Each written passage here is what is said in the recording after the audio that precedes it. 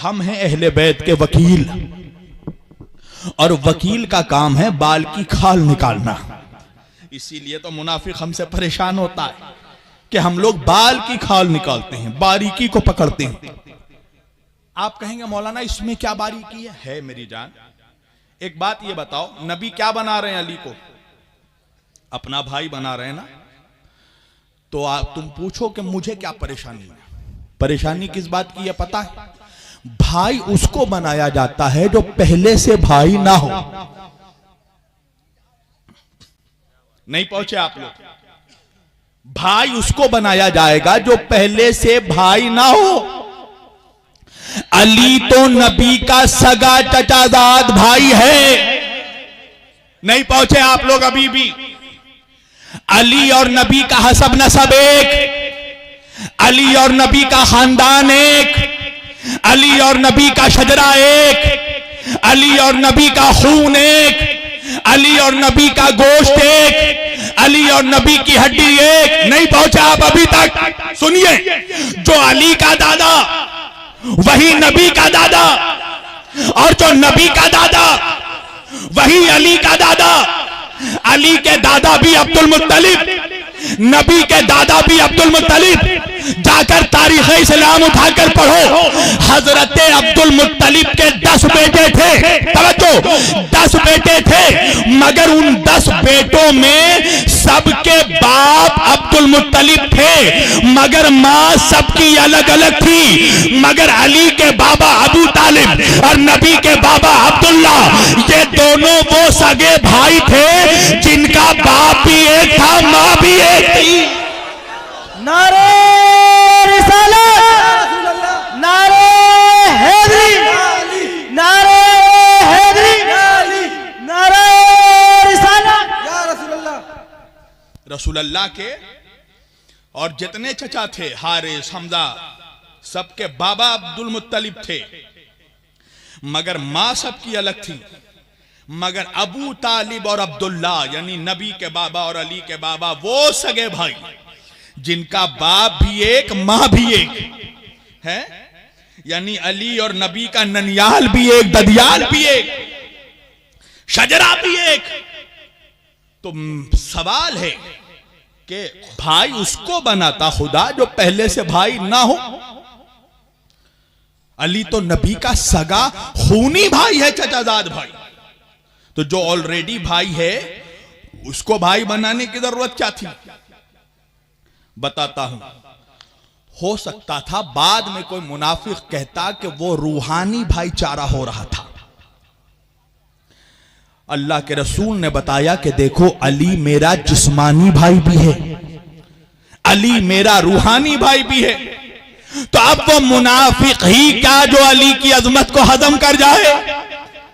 एक मुनाफिक परेशान होकर कहने लगा, शब्बीर अली वारसी, अगर ऐसी बात थी तो अल्लाह ने अली को नबी का सगा भाई क्यों नहीं बनाया? बहुत बड़ा जवाब दे रहा हूं मुरादाबाद के महमूदपुर के जलसे से। क्या वजह है कि अल्लाह ने अली को नबी का सगा भाई क्यों नहीं बनाया? वजह यह है महमूदपुर वालों कि अगर अल्लाह अली को नबी का सगा भाई बना देता तो दामादे रसूल कौन होता?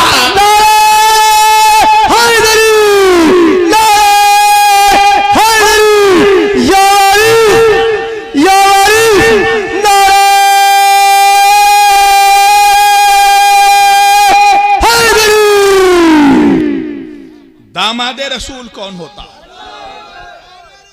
या रसूलुल्लाह, या अली, या अली।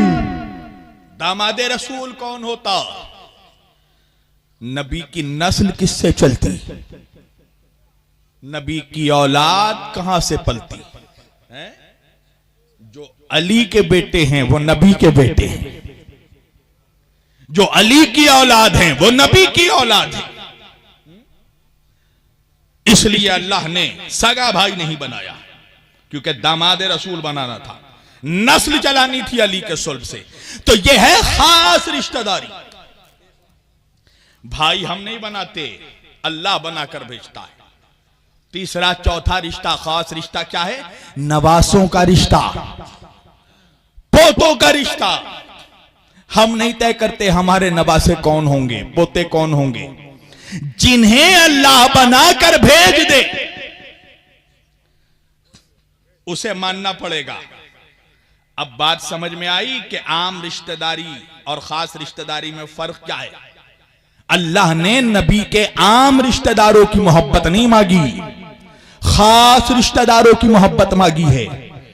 एक जुमला कहूंगा, जो हजम कर पाए वो कर जाएं। इसका मतलब यह है कि अल्लाह कुरान में नबी के ससुराली रिश्तेदारों की मोहब्बत नहीं, खूनी रिश्तेदारों की मोहब्बत मांग रहा है। ब्लड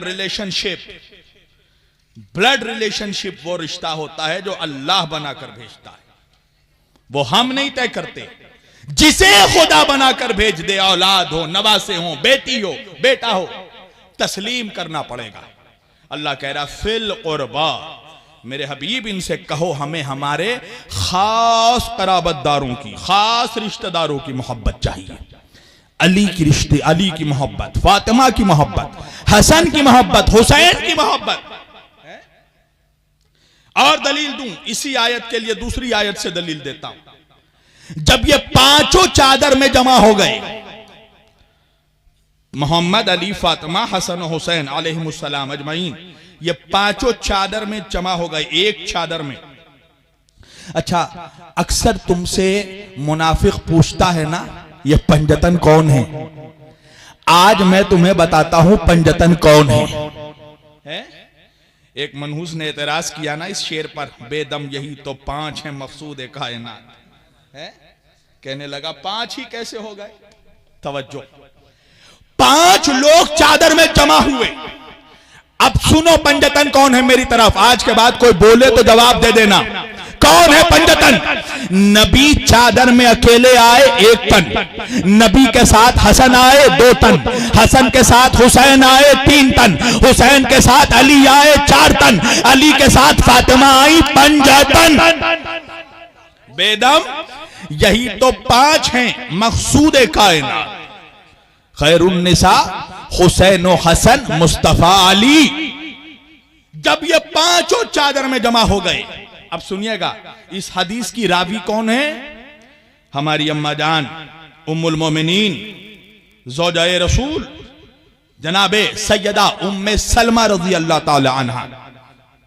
और इस हदीस को कौन लिख रहा है अपनी किताब में? वो कि जो अहले सुन्नत का सबसे बड़ा मुफस्सिर कुरान है, यानी तफसीर तबरी के अलावा जिसने सबसे बड़ी तफसीर लिखी है, तफसीर दुर्र मंसूर। किसने?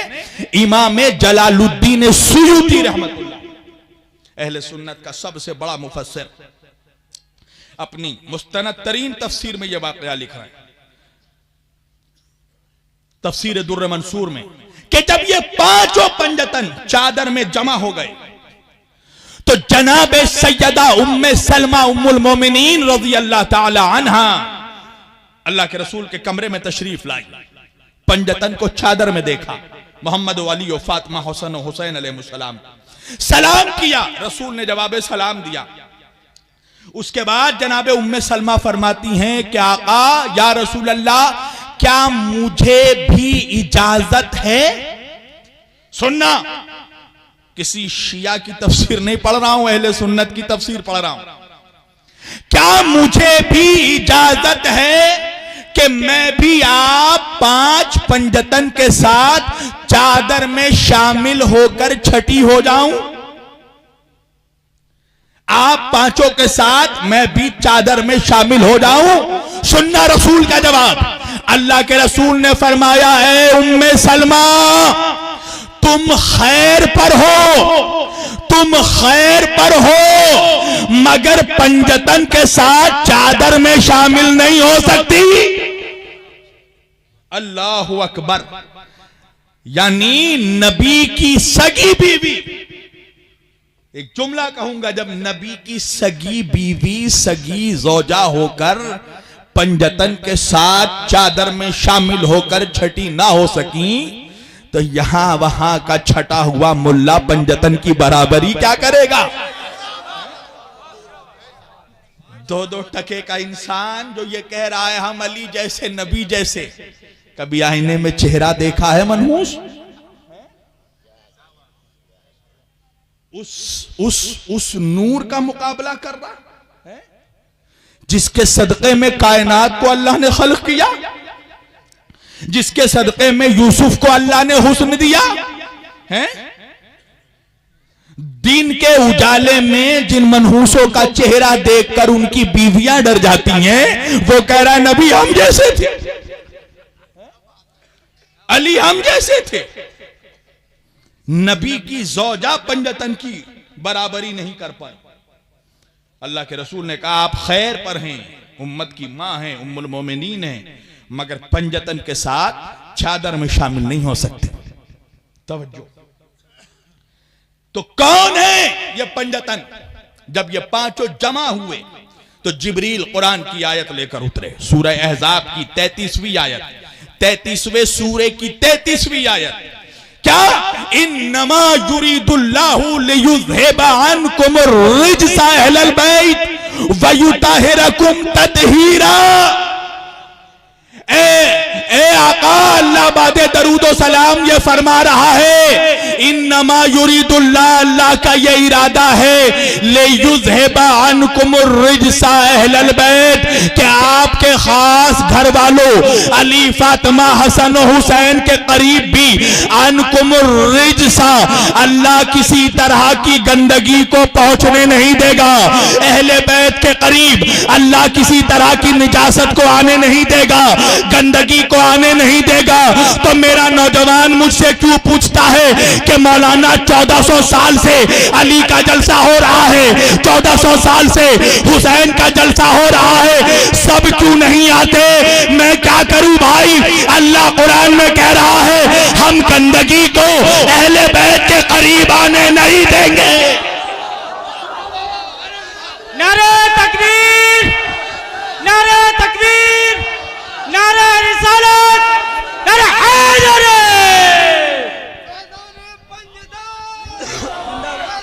अबू तालिब, लब्बैक या हुसैन, लब्बैक या हुसैन। अन्कुम अर्रिज्सा अहलल बैत, अल्लाह कह रहा हम दूर रखेंगे, हम अहले बैत के करीब पहुंचने नहीं देंगे किसी तरह के रिज्स को। रिज्स कहते हैं हर तरह की निजासत, हर तरह की गंदगी।